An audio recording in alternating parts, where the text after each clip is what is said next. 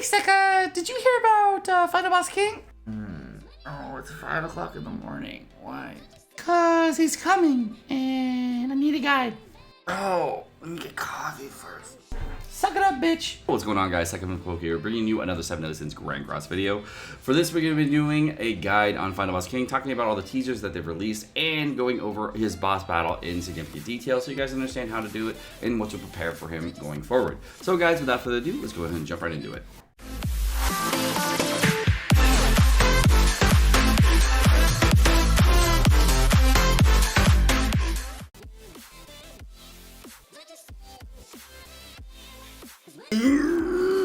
Alright guys, so let's go ahead and go over the details for Final Boss King has been teased, and we're going to go over some of the details for what could possibly be happening for Final Boss King and the strategy that involves Final Boss King in a written guide as well as a visual guide. Okay, so for Final Boss King, let's go ahead and check out the teaser trailer that they released to us really recently.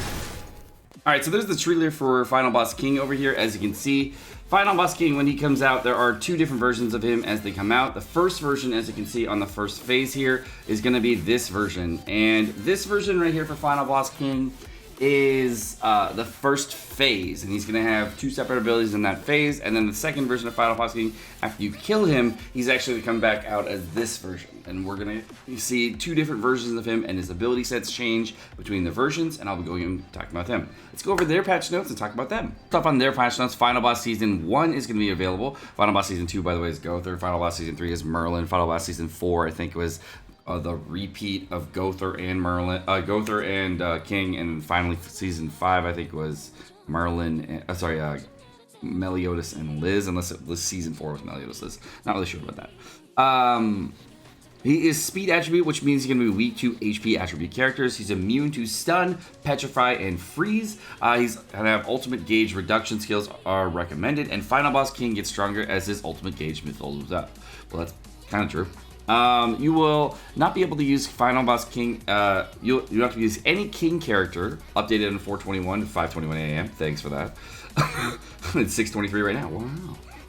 Hard is recommended a combat class of 100,000, Extreme 130,000, and Hell recommended 150,000. Final Boss King takes damage reduced from counters and ultimate moves.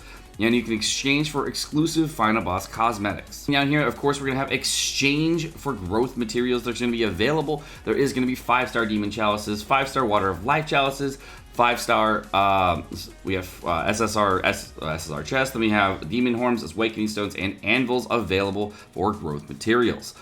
These are going to be available in the shop, and it looks like there's also going to be available for placement rewards. So if you're in the top 5% of all players on the Hell difficulty, or whatever the maximum difficulty is, it's going to be very similar to the final boss that was happening for Meliodas and Elizabeth, and that is a very, very cool final boss where we actually got rewards that were exchanged in the shop, and we're going to get placement rewards based on how well we did in the final boss. So you're going to get top 5% Awakening Stones, as well as Anvils. Top 15% are going to get Diamonds, as well as SSR Evolutions Pendants. Top 30% is going to get 6-star Water of Life and Demon Chalices. Top 50% we're going to get Diamonds, as well as SR Pendants. Top 70% will receive Diamonds and Amber Keys. And finally, top 100% are going to get Potions, as well as UR chests. Rewards are all cumulative, so if you place the top 5%, you're getting all the rewards, and if you're getting top 15%, every reward from that tier and below. If you are going to be in the lowest tier, obviously you only get the one set of rewards.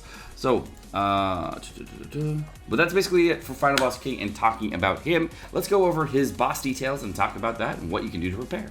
Okay, so Final Boss King has two different phases, as I mentioned before, and this was pretty similar on the, this should be relatively the same as it is on the Japanese version. I'm not exactly sure if it's going to be exactly the same, but this is the details that we have them as on the Japanese version, and they did change from the first release versus the second release, and the third release, which is this iteration of Final Boss King, is very different than either of the two releases beforehand. So just know that Final Boss King is different than it was on Japan on both times it was released.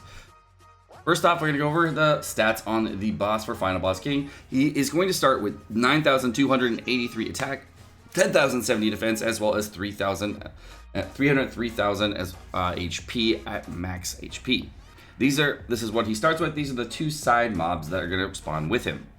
His passives are going to increase his ultimate gauge by +1, reduce damage taken from counterattacks by 30%, and he's immune to all other disables. All other debuffs on King are going to fall off at the end of the turn. If this is the case, essentially it's very similar to, not to the way that Blue Hendrickson works, but the other Hendricksons worked on other phases where you're able to debuff him and use kind of debuff skills on the boss, but then the debuffs would fall off the boss. This is kind of an annoying thing, but it just does happens that way. Now his first ability is going to be an AoE attack that's going to do 120%, 180%, as well as 300% damage and do crushing damage to all enemies. Crushing damage, if you didn't know, as I wrote it originally, was for the same as King. I don't remember what it's called now in Global. Whatever King's ultimate is on Global, Blue King's ultimate, it goes through all resistance rate, so it makes it so that you can't use resistance to negate the damage. Now, saying how resistance is one of the most effective ways to reducing area effect damage, that's a big hit there. So when he gets to higher ranks, it is very, very difficult to stop. Second ability is going to be a Petrify against one target, just to be the same as Blue King's ability to Petrify, where it starts at 200% damage, goes to 200% damage, and then finally to 300% damage at tier 3. It's very rare that he does get the Petrify though. Most often he's going to get the area effect attack, and then it's going to be every so often he will get a Petrify if the fight lasts long enough. Typically single target attacks on the King are only the 1-star versions of those, and he actually has a much higher chance of getting the area effect attack or higher rates of the area effect attack. There are two fodder on the field, like I said before, these two little side guys here, and these two guys are going to increase defense and damage of King as per ultimate gauge. Now, their passives are going to also increase critical chance, and at 100% maximum ultimate, it's going to be 100% at max ultimate gauge. It's they don't do anything at ultimates. They literally just sit there and buff all day long onto the King. They give him 20% attack every turn they attack, and they just continuously buff him over and over and over again. They are invulnerable and immune to all debuffs, so you won't be able to do anything to them. However, you can roll back their ultimate gauge, and the only character right now in the game that is capable of rolling back multiple characters' ultimate gauges that is green and effective on this fight is going to be Green Fairy Elaine. Now, Green Fairy Elaine, when she does roll back ultimates, you have to do it at rank 2. However, I'm not sure if I would use her as a recommended unit for this fight. There are a lot of better options. Now, phase 1 is kind of like a stalling phase, where you're basically stalling out and trying to stop the boss in different ways and giving you a little bit better, better handle in the fight so you don't actually die. And this will give you a much better feeling when you're fighting the boss. Now, phase 2 is going to have, of course, way different stats, and I have way different abilities. You can see here the cards are very different and very similar to Green Skinny King, and of course he is going to have 13,754 attack, as well as 10,070 defense and 474,000 HP. I can see that's a massive difference from the first phase, so he's going to have much different stat values, and it's going to be much more difficult. Going into the fight, he's going to start with +2 ultimate gauge. He's going to remove all debuffs on King's turn, just like before, and he's immune to Petrify, Stun, and Freeze. You cannot CC him that way, and all debuffs fall off right away. He's also going to reduce the damage received from counterattacks by 30% and reduce damage received from ultimates by 20%. Now, again, all of these values right here are pulled from the Japanese version, translated from the Japanese version. We don't know that this is the case prior to his launch, but we know that this was the case on the second iteration of King, and they shouldn't change it too much from this point. Well, if they do, just letting you know. His skills are going to be very similar to Green King, if you didn't know about Green King. Don't know too much about Green King. He's going to have 160% attack on the first tier of his ability, 240% attack on his second, on a silver card, and 400% on his third ability, 3-star ability. And he's going to also have Spike on that ability, which actually gives you 2 times critical damage, so the higher critical damage that critical chance King has, the more damage he's going to do. So basically, instead of doing double damage, he's going to do about 4 times damage when he does crit against you. So crits are very powerful, whereas non-crits are not. His second ability is going to have Ruin, which is going to do 160% attack, 240%, and finally 400% attack. And Ruin is going to do 20% additional damage against you for every debuff that you have on your character. Now, this is going to be very important to remember because every turn that you go on, there is going to be 2 fodder on the field that are actually going to give you debuff skills at the end of every turn. So at the end of every turn, the 2 fodder characters are going to be popping debuff skills, I believe, on your whole team that are going to reduce all your defensive skills by 30% for 2 turns. I'm not sure if it's all your whole team or just you, but I think it's your whole team. Passive of these characters they're going to be invulnerable, immune to all debuffs.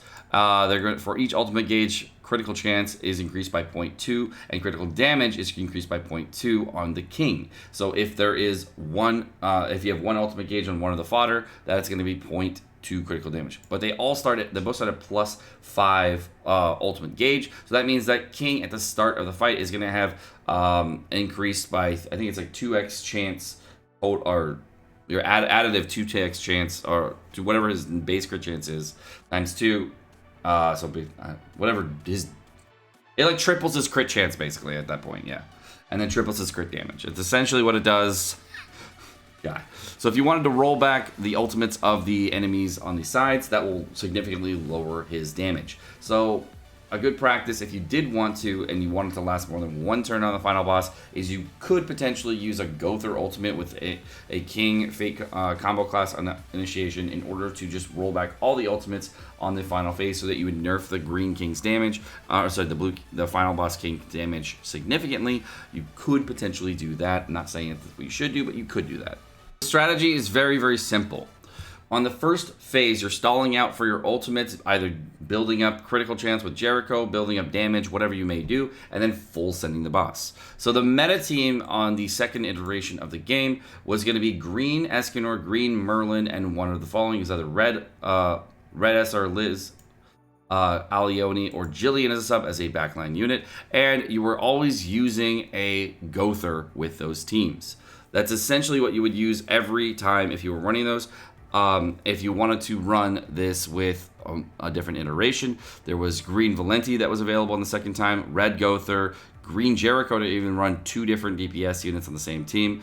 You could run Green Meliodas, Green Elaine, as well as Green Liz. There was many iterations when using Escanor with your Merlin and on this fight, making it so it was a much easier fight. The first time that we did this fight, the best team to run it with was Thur and Green Meliodas. Unfortunately, Green Meliodas isn't really that reliable in this fight, especially since you're going to have a full HP and critical damage set on him and be able to use 2 full counters on the final boss in order to kill him. You're going to need to do lots and lots and lots of damage on the final boss, and that's really difficult to do if you're going to be just using full send on him.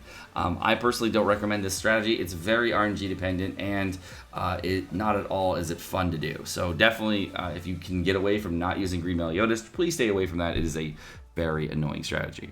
Okay, on both phases, make sure, guys, just make sure that you guys do not let the boss ultimate. That's the big thing. Don't let the boss ultimate. And then on phase 2, just kill him on turn 1 if you can. If you can't kill him on turn 1, then you gotta kill him over 2 turns, and that's a little trickier, and I have to do that sometimes. So yeah, that's basically it. Seka, who should I use then if I don't have if we don't have Escanor? It's really, really difficult to not do this if we don't have Escanor. Well, really, it's really much more simple than you think, actually. So the really nice thing about the boss is that if you've been building out Jericho, the difference between the Japanese version of this fight and the global version of this fight is that on the Japanese version, on the original release, Final Boss King was actually immune to all debuffs, and it was really hard to actually do damage to him because he was always immune to debuffs. Because he was always immune to debuffs and you could never apply a debuff, Jericho was not a viable option on the first iteration, and you couldn't actually get her damage off because Jericho has a weakness-based attack, or weak point-based attack, that is reliant on you actually hitting the boss with a weak point-based attack, and that's very difficult to do. So in most versions, this is a very, very difficult thing to do. Why is this all messed up? Why is this the wrong color? I'll have to talk to Jibs about that later. Why is it the wrong color? Isn't that supposed to be the other Jericho ability? But essentially, what we would do is basically stock up and use your Jericho Ultimate. And what's really nice is Jericho is actually on rotation this week. So if you do not have your Max Jericho yet, or you're starting to work toward your Max Jericho, this is a good time to do that. And of course, you can save for Escanor if you think he's coming. You might. Another really cool character that you could potentially bring is Green Lizhawk. She has really poor damage on single target, and it's not really, really good to use her. However, she does provide two different things that are very valuable for this fight, and I think that's really interesting. The first thing is, I haven't tested this yet, and I actually do want to test this. She gives everybody in your entire team 10% HP related stats, which give them 10% attack, 10% HP, 10% lifesteal, and then recovery rate as well as regeneration rate. So 10% HP as well as lifesteal seems very valuable. Plus her ultimate does over 1,000% attack at max ultimate, which is a very, very good thing. So I would say that this would be probably a very, very nice thing to have. Her other two abilities don't really do too much for you, but if you built out a farming team already and you already have this, I might try this, because this might be okay. And this will do about 100,000 damage at max ultimate, so that's not going to be amazing, but it's going to be a nice little chip damage on the final boss if I do need it, and that's single target damage that I could really, really desperately need, especially since I don't have a 6/6 fucking Merlin. Now, Green Lizhawk passive does work from the back line, so you could potentially use that as well. But if you did want to, the Red SR Liz is a very nice unit as well, because the Red SR Liz is going to give you 10% max HP at the end of every turn from her passive, because it is a very strong passive in general. Every time that you do get struck, you get 10% of your total max HP at the next start of the turn after taking damage. So whenever King attacks you, then you get the 10% back, and that's very nice for this fight. Using her in the front line, though, is a little bit risky. As you can see, she has very low resistance values at 20. Just overall, she's not very defensive, so definitely using her front line is a little risky. Plus, you know, she's red, and the boss is blue, so ouch.